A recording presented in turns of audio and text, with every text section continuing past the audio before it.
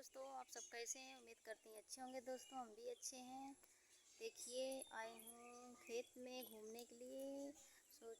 सोच रही हूँ कि एक ब्लॉग वीडियो बना लें। ज़्यादा ज़्यादा सपोर्ट कीजिए, शेयर कीजिए आप लोग। और देखिए खेत में क्या है, बाजरा बोया हुआ है। इधर जो है धान का बिया पड़ रही है। और बताइए दोस्तों, कैसे हैं आप लोग? कमेंट में ज़रूर सभी लोग ज़्यादा शेयर कीजिए आप लोग। हमारे वीडियो को सपोर्ट कीजिए आप लोग दोस्तों।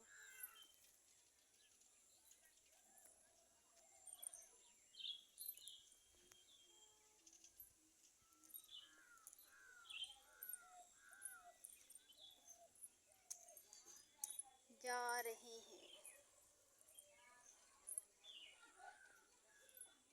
बाय बाय दोस्तों।